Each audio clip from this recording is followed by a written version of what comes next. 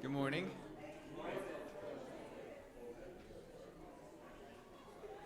We have one Sunday left after today, and we are not going to get through all of the chapters of Proverbs, but we will do our best to get through what we can get through today, a little bit next week, and then we'll wrap up next week with a little bit of practical application. For today, if you'll open to Proverbs chapter 21. Proverbs 21.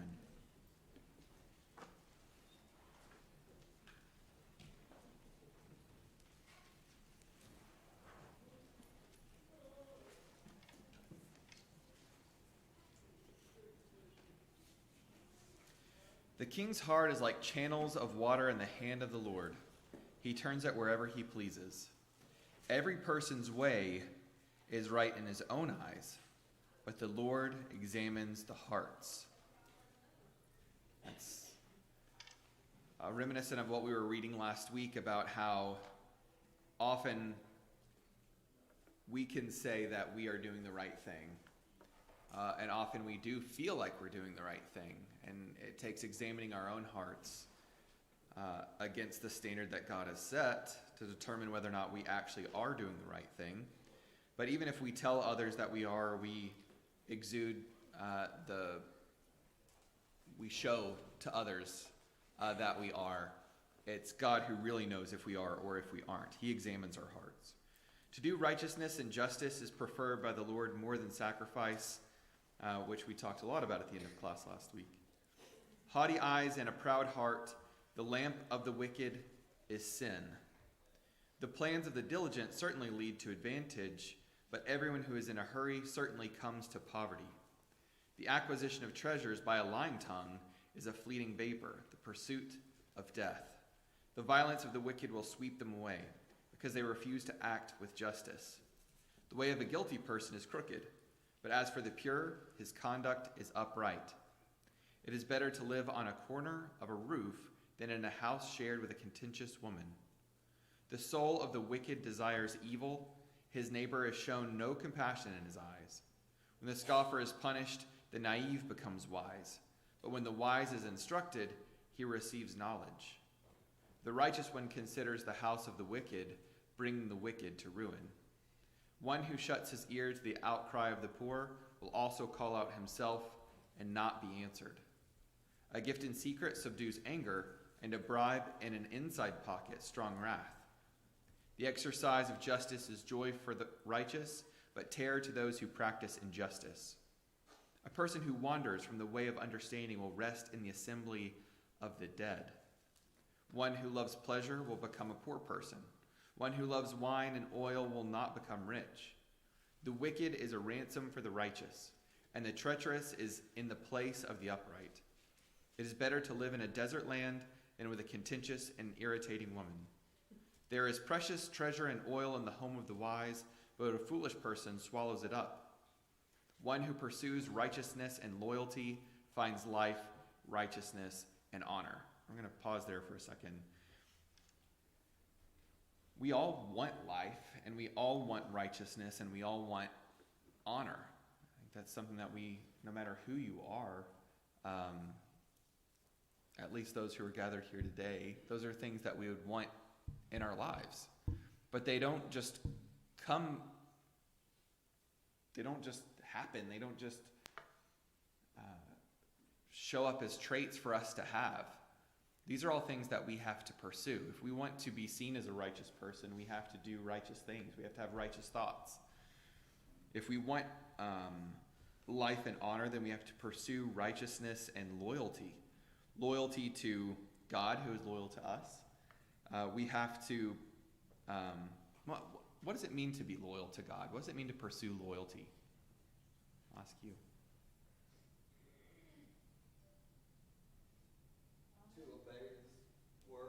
To obey his word? Try to do what we're supposed to. Yeah, absolutely. Someone said something over here? Obedience. Obedience? Yeah, it's when you're loyal to someone, it means it's ongoing commitment. It's not just commitment every now and again. It's not just I'm here sometimes I'm going to be away other times. I'm going to be back again. It is side-by-side commitment, ongoing commitment. And it's that obedience. It's staying with him, just as he is there ready to be with us. And we have to be there ready to be with him in what he has commanded us to do and what he has asked us to do. And if we pursue righteousness and we have that ongoing commitment to him, then we will find life, we will find righteousness, and we will find honor. But he doesn't just give us those things without us also pursuing it. We have to meet him where he says to meet him. Verse 22, a wise person scales the city of the mighty and brings down the stronghold in which they trust. One who guards his mouth and his tongue guards his soul from troubles, which is an easy way just to say, often we're going to want to say things that we shouldn't say, and it takes us guarding our mouth, our tongue, guarding, which is an active thing to do also. That's not a passive thing. We don't just, it is far more likely that we're impulsive and say things that we wish we wouldn't have after the fact, or that we know we shouldn't, than it is to actively work on controlling what we say to others. And if we are able to do so, then we guard our soul from troubles. It's the relationship between what we say and the state of our soul, the state of our conscience.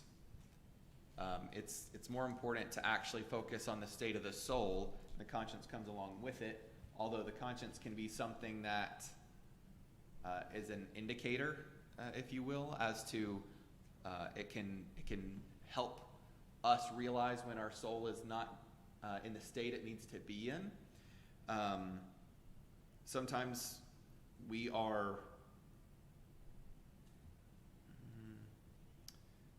realize when we aren't living the way that we're supposed to be when our conscience is pricked. And sometimes when we are looking for repentance, I would say there are occasions where that repentance comes about just because people do want to feel better. They want to soothe the conscience that feels like it is out of place. But we should be wanting to repent because it's what we should be doing. It's because what God commanded. It's because we need our souls actually to be in a good place. But that our conscience can sometimes act like a temperature does. Like if you have a fever. The fever is an indicator of the infection or whatever it is that's going on. You really want to cure the infection. You don't necessarily just want to reduce the fever. But the fever is what causes the discomfort. And that can then lead to, now I need to go see the doctor in order to actually be cured of whatever it is that's ailing me. But it's the same thing for sin. The conscience, the trouble that we feel, that is the indicator that there's something deeper that's wrong. And so in order to guard our soul, one of these things that we need to do is to also guard what we say to others. Proud, arrogant, scoffer are his names, one who acts with insolent pride. The desire of the lazy one puts him to death, for his hands refuse to work. All day long he is craving, while the righteous gives and does not hold back. The sacrifice of the wicked is an abomination. How much more when he brings it with evil intent? A false witness will perish, but a person who listens will speak forever. A wicked person displays a bold face, but as for the upright, he makes his way sure. There is no wisdom, no understanding, and no plan against the Lord. The horse is prepared for the day of battle, but the victory belongs to the Lord. Any thoughts on this section of Proverbs before we move on to the next? Well, be careful what we say, we'll have brother keep it like being up. That's true. That's another good. We don't have to guard our physical bodies if we'll just go ahead and guard what we say. And sometimes we can say something to somebody and you feel like it's the right thing to say, but they don't understand that, and then you get feeling like maybe I should apologize for saying something when maybe I should have minded my own business, you know? Mm-hmm. And that can be kind of tough to do at times. That's It's true. And I mean, even when it comes, we've studied a lot about rebuking. There's a lot to be said about accepting a rebuke. But sometimes as we see someone living in some way and we feel like we need to rebuke that person. And it has to be done in the right way. It has to be done in a way that's loving, that's in line with what God expects us, how to treat our brothers and sisters. But sometimes if they don't accept that rebuke, sometimes it can feel like we didn't say the right thing. Yeah. And it's being confident in God's expectation for how we're supposed to rebuke others and how we're supposed to talk to others and try and get them to live according to God's standard. And if it does ruin an earthly relationship because we're trying to help them do the right thing, we feel as though we should apologize, or maybe I shouldn't have said that. But it's more important to help them understand that they need to be living the right way than it is to maintain that relationship. I have a tendency at times to do that, and then kind of kicking myself later for it, because maybe I shouldn't have said what I had, Mm-hmm. even though I feel like it was the right thing, because I am trying to look out in a brotherly way for them. Yeah. I totally understand that. Thanks, Terry. It's good thoughts for us all. Proverbs 22. A good name is to be more desired than great wealth. Favor is better than silver and gold. And really what we're talking about here is reputation. And reputation is identity, and we've talked about that quite a bit, that when people know us to be something, it's because we have acted consistently in one way. And so to have a good name, a good reputation, means that people know they can count on us, or people know that we are kind, or people know that we love the Lord, or people know that we, whatever it is. Whatever those good things that can come along with having an identity that could be considered a good name, that should be more desired than the things that we could buy with all the money that we could get. And as a society, we tend to focus on getting more, having more, and instead of being known as a person who will help, instead of being known as a person who loves others, or a person who is serving the Lord. And here we read from God that it is more important to have that good reputation than it is to have the things of this world. The rich and the poor have a common bond. The Lord is the maker of them all. So it doesn't matter if you have a lot or you don't have a lot. The thing that we all have in common is that God made us all. We all were formed and had the breath of life breathed into us by the same God. And so the real thing that can differentiate us is what we do with that breath that God has given us. Are we helping others? Are we helping others get to heaven? Are we helping others on this earth and using that physical help to glorify God so that they may see him through us? Verse 3, a prudent person sees evil and hides himself, but the naive proceed and pay the penalty. The reward of humility and the fear of the Lord are riches, honor, and life. Thorns and snares are in the way of the perverse. One who guards himself will be far from them. Train up a child in the way he should go, and even when he grows older, he will not abandon it. Very similar to some of the verses we read last week that Jeff commented on about having hope when children are young. And it's better to take the time, make the hard decisions that may not feel like in the moment the children will appreciate or accept. They may feel like in the moment that they hate you, or that they will resent you for some of the decisions you make as parents. But it's better to do that when they're young, and that they can learn to understand that the parents are doing what is best to help them. And it doesn't even have to be in the way of punishment. It can be in the way of what we bring them to do. My girls are always so excited to come to church, and I'm so thankful for that, because I know there are a lot of parents who have children who aren't excited to go to church. And it is my hope that they will continue with that excitement when they're no longer in my house. When they grow up and they leave, I hope that this training that we've been doing for them will carry on, so that way when they grow older, they're not going to abandon it. Jeff? You know, when you think about that, chasing with that, son, you have to keep in mind Ephesians 6, where it says, fathers, provoke not your children to wrath. What is the important thing? You know, I can beat my child in the last 5 seconds, but then after that, what happens? Well, there's that 20-minute discussion of what that child did. So, we have that teaching there, to the child of the thing. So there's more teaching than there is that part, because, we're always, it hurts us, when we have to do those things, but the teaching is what is being discussed. Absolutely. It's a balance. How we discipline, how we guide. It's all a balance, because if you take discipline too far, it can provoke them to wrath. It can create resentment that later on,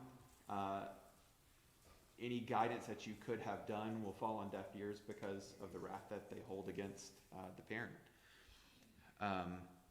And so it's a balance that we have to strive for as parents. And the same thing with studying and worshiping.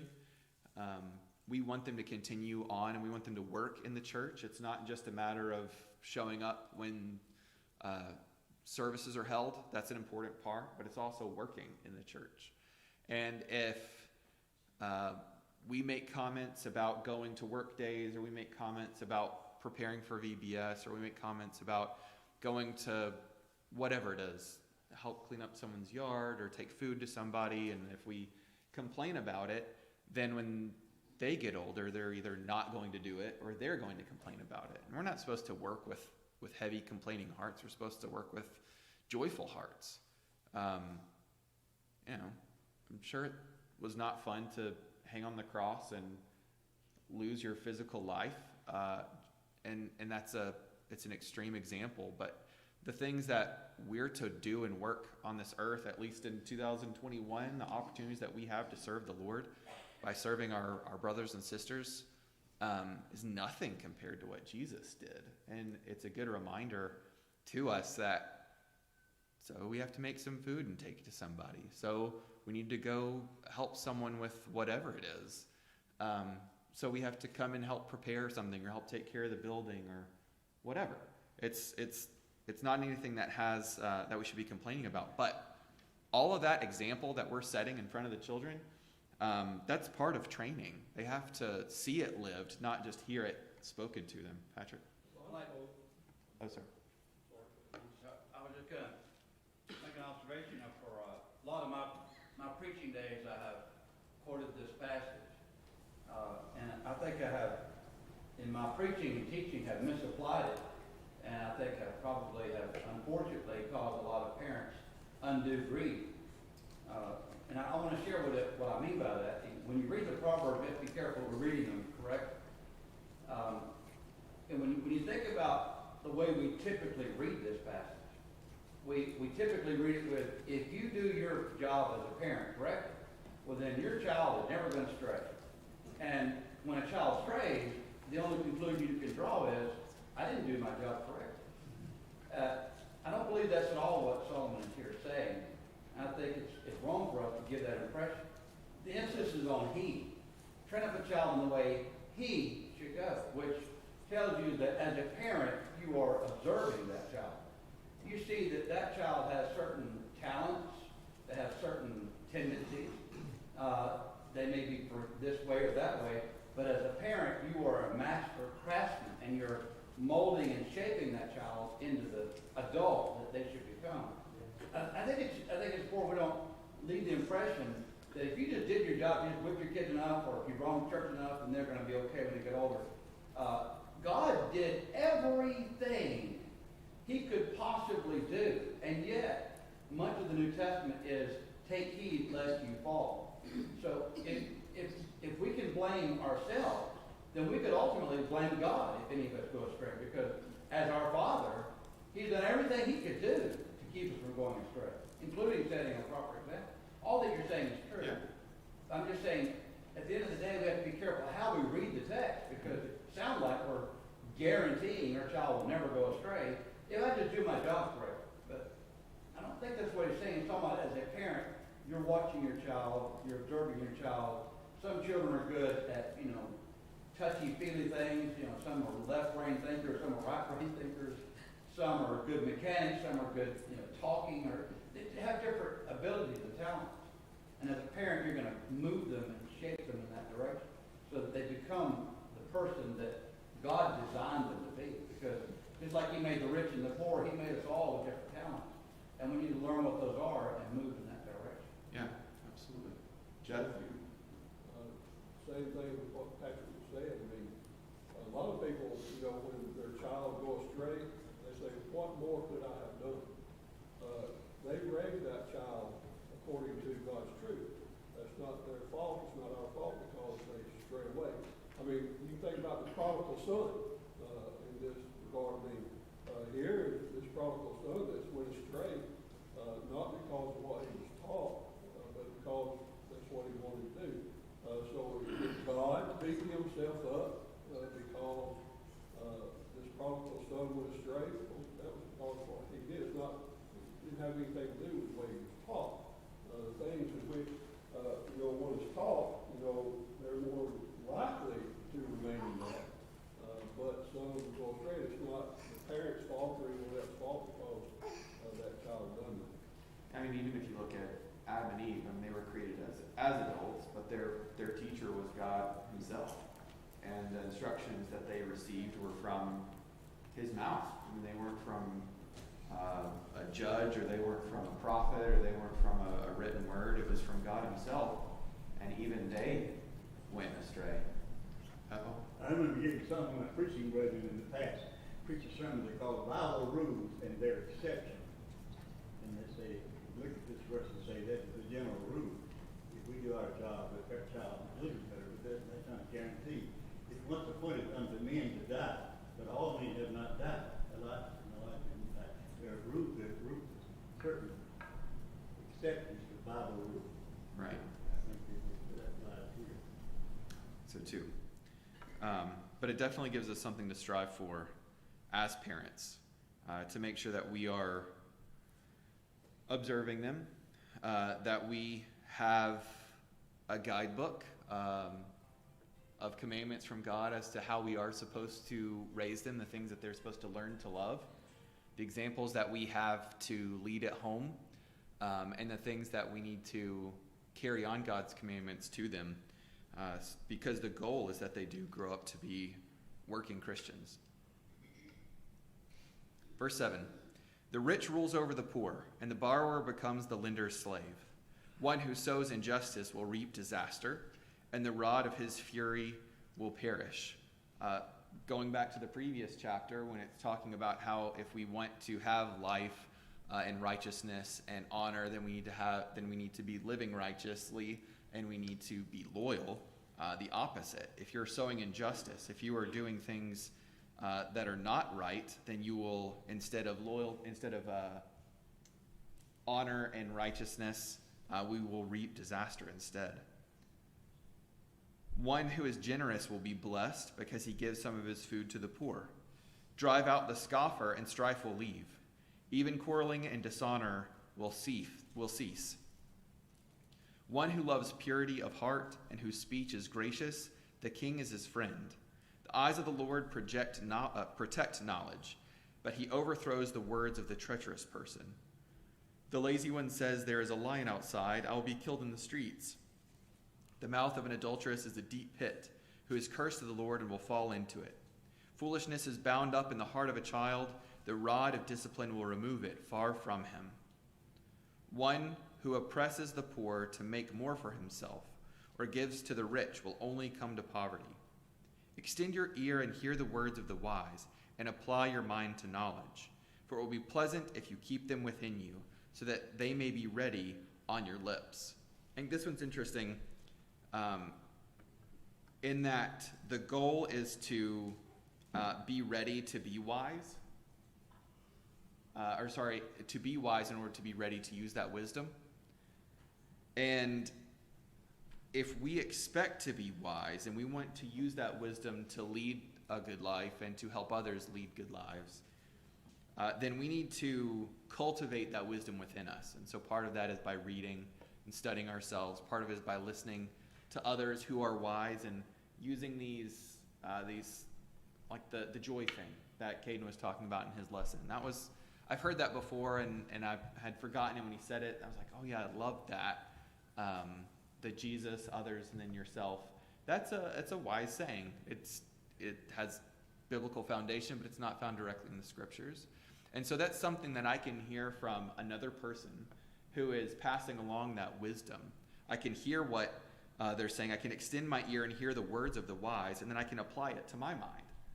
I can keep that within myself with the other things that I study, with the other things that I hear, with the other things that I discern on my own even, and it'll be pleasant to keep within me so that I can be ready to tell that to someone else who may be struggling with their own joy, and you recognize that they're living with themselves first in mind, that they're putting themselves first and they're not putting Jesus first in their life. They're not putting others before themselves. That's a wise thing I can pass on to say, well, if you're really focusing on what Jesus expects out of you, and then you're using your time and your energy to help others, and then you're focusing on yourself, that can lead to joy. That's not to say that we don't take care of ourselves, so we have to take care of ourselves in order to be able to focus on others. But it's the expectation of Jesus first, and how we're using our time, and then how we're using the time for ourselves as well. It's that we can't pass it on unless we first have it ourselves. So that your trust may be in the Lord, verse 19. I have taught you today, you indeed. Have I not written to you excellent things of counsels and knowledge, to make you know the certainty of the words of truth, so that you may correctly answer him who sent you? Do not rob the poor because he is poor, nor crush the needy at the gate. For the Lord will plead their case and take the life of those who rob them. Do not make friends with a person given to anger, or go with a hot-tempered person, or you will learn his ways and find a snare for yourself.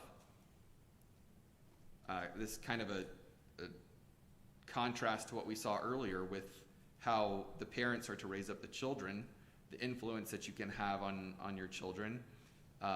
We can easily be influenced by our friends. If we're around someone who says, oh, you don't need to let people treat you like that.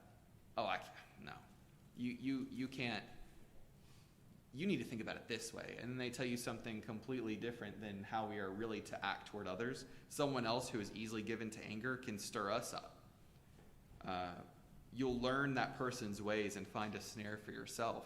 If we are to try to keep from being angry, slow to anger, and then we're around people who are quick to anger, and we're close to those people, we share interests with them, whatever it is, we work with those people, we spend a lot of time with them, and they themselves are quick to anger, and they pop off and say something, and they lose a friend over it, or they get in trouble at work over it, or whatever it is.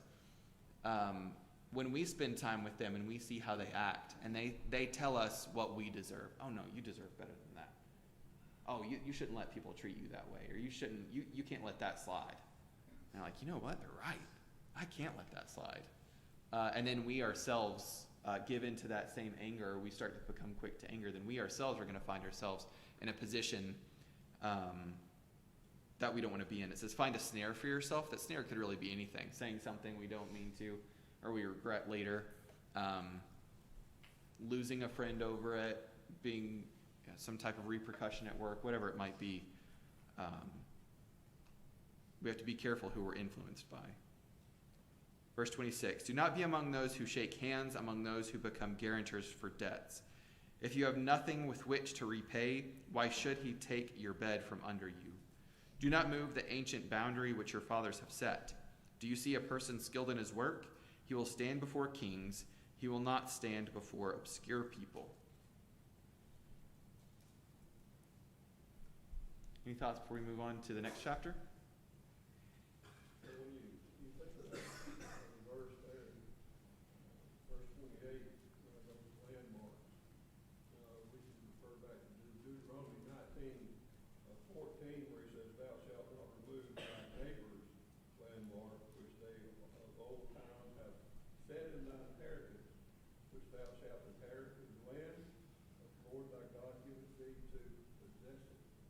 So, when they put landmarks,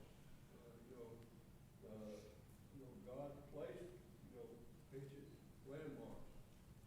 So when we think about a landmark, what do we think about? We think about the church. We also think about, gospel obedience and so on. Those are things that are set in those things. Grace, law, faith, works, scriptural worship, and so on. The mission of the church. God has set those things. And those things, we don't have permission or, I don't want to say it, to remove those things. It's not up to us to change them. Yeah. Those are in place, and we're not to remove them. Yeah, and so many people do, or attempt to. They try to change those things and say that this is what God expects, or God would like this. That's not our place. God has set them, and who are we as people to move them, or attempt to move them? That's a great point. Thank you. Proverbs chapter 3, verse 1. When you sit down to dine with a ruler, consider carefully what is before you, and put a knife to your throat if you are a person of great appetite. Do not desire his delicacies, for it is deceptive food. Do not weary yourself to gain wealth. Stop dwelling on it. When you set your eyes on it, it is gone. For wealth certainly makes itself wings like the eagle that flies toward the heavens. Do not eat of the bread of a selfish person or desire his delicacies. For as he thinks within himself, so he is. He says to you, eat and drink, but his heart is not with you. You will vomit up the morsel you have eaten and waste your compliments. Do not speak to be heard by a fool, for he will despise the wisdom of your words. I think that kind of goes back to, as we are looking to rebuke others or to provide guidance to others, people who are not going to listen will find that they despise the wisdom of the words that we're trying to pass along. Do not move the ancient boundary or go into the fields of the fatherless, for their Redeemer is strong. He will plead their case against you. Apply your heart to discipline and your ears to words of knowledge. So instead of trying to remove the boundary, follow the boundary. Apply your heart to discipline and your ears to words of knowledge. Be ready to hear the standard and be ready to apply the standard to your lives. Verse 13, do not withhold discipline from a child. Though you strike him with the rod, he will not die. You shall strike him with the rod and rescue his soul from Sheol. My son, if your heart is wise, my own heart also will be glad, and my innermost being will rejoice when your lips speak what is right. This the whole goal of discipline, is to have children apply what you told them, the rules. If it's something physical, like the example you shared last week, Jeff, around not going in the front yard, she can get close to the road and either you get hit by a car, or someone snatches you up, whatever the fear is of what could happen when children get close to the road, or it could be something else, whatever other rules that you place for the children. The goal is for them to make their own decisions, smart decisions, make good decisions so that they can prolong their physical life, to please the Lord in what they're and how they're living, create good relationships with others so that they may be an encouraging example to them, that they can live with a clean conscience. There's so many things that we try to do as parents for our children, but it can't be done by just providing the instruction. Discipline has to come along the way, because when they err, when they deviate from the standard that you've set, the house rules, they have to know that they've broken the rule, and it's not fun. And depending on whatever it is, it can be annoying to them, it can be painful to them, whatever it is, whatever discipline you have set for whatever rule it is, it's designed so that they don't want to encounter that discipline again. And so they start to make the decisions according to the rules that have been set. And then eventually they learn to make the decisions based on the fact that they're just the rules. Whether it's love for the parent or fear of the parent, it's very similar to how God set up his rules on this earth. It's An immature Christian is likely, or even children who've not yet, don't have the opportunity to make that decision yet. There's this fear of hell and the fear of the punishment of God. And that can be a motivating factor to follow him. But then eventually it becomes the love of God and this respect for him. It's the same relationship we have from children to their parents and the rules that they have set also. Verse 16. My innermost being will rejoice when your lips speak what is right. Do not let your heart envy sinners, but live in the fear of the Lord always. Be careful of the role models we have. If we're focused on the people who make the most money, well, what does their life have to say for who they are as people? If our role models are whoever's most athletic or the best performer or whatever it is, who are they? Not just what can they do or what do they have, but who are they? And are those the people that we need to be looking up to? Don't envy what the sinners have, but instead live in the fear of the Lord always. That's what God wants out of us. And as he examines our hearts, it's not about our own ways. It's not about what we ourselves are desiring to have or to achieve, but it's about who we are as people. Because when God examines us, he's not examining what we have or what we have achieved physically on this earth. It's about where our thoughts are. It's about the actions that we have done. Are they in accordance with his will? Certainly there is a future, and your hope will not be cut off. Listen, my son, and be wise, and direct your heart in the way. Do not be with heavy drinkers of wine or with gluttonous eaters of meat, for the heavy drinker and the glutton will come to poverty, and drowsiness will clothe one with rags. Listen to your father who fathered you, and do not despise your mother when she is old. Buy truth and do not sell it. Get wisdom, instruction, and understanding. I think it's interesting that we have buy truth and do not sell it. It's almost as though we're being spoken to in terms that as people, we know best. And that's, God knows how much we as human beings desire the things of this earth, and that we are willing to work for money and that we want that money to buy things. And so now we have this terminology of buy truth. In order to have money, it takes giving of our time and our energy for some entity to give us that money. We haven't stopped and talked a lot about the verses that talk about how hard we're supposed to be working and what comes from lazy people. But there have been numerous verses up through already just chapter 23 that talk about the work we're supposed to be doing and how we're not supposed to be lazy and how we're not the lazy person will be poor and the hardworking person will have what they need. But we have to use our time, we have to use our energy to exchange for money in order to get what we want or get what we need. But here, we have that terminology used for truth. Buy truth and don't sell it. It's more precious than the riches that you could gain or the things that you could use your riches on to purchase. Get it and don't let it go. Wisdom, instruction, and understanding. Those are the things that are truly useful in this life. The father of the righteous will greatly rejoice, and he who fathers a wise son will be glad in him. Let your father and your mother be glad, and let her rejoice who gave birth to you. I chose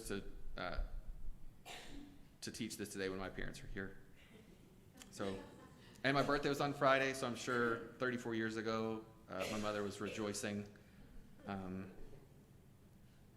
Give me your heart, my son, and let your eyes delight in my ways. For a prostitute is a deep pit, and a strange woman is a narrow well. Certainly she lurks as a robber and increases the treacherous among mankind. Who has woe? Who has sorrow? Who has contentions? Who has complaining? Who has wounds without cause? Who has red eyes? Those who linger over wine. Those who go to taste mixed wine. Do not look at wine when it is red, when it sparkles in the cup, when it goes down smoothly. In the end, it bites like a snake and stings like a viper. Your eyes will see strange things, and your mind will say perverse things. And you will be like one who lies down in the middle of the sea, or like one who lies down on the top of a mast. They struck me, but I did not become ill. They beat me, but I did not know it. When will I awake? I will see another drink. We're right at time this morning, and I wish we could get through the next 7 chapters. If you can, study those on your own this week. We'll touch on the very end of Proverbs in a short review of these 7 chapters. We're going to make some comparisons to today in 2021, and also the law that we live under in the New Testament next week. Thank you.